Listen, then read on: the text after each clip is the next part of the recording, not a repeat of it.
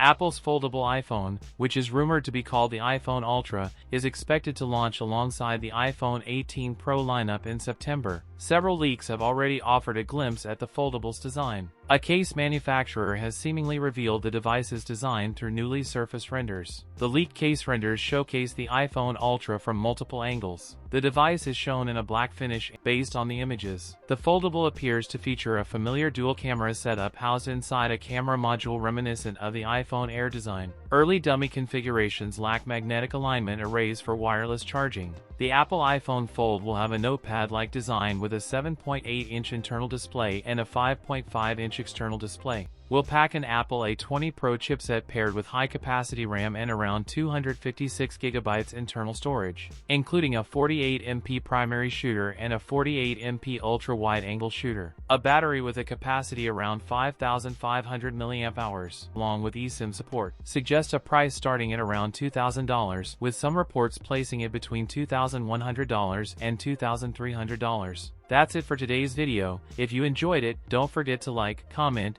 and subscribe for more content. Thanks for watching, and I'll see you in the next one.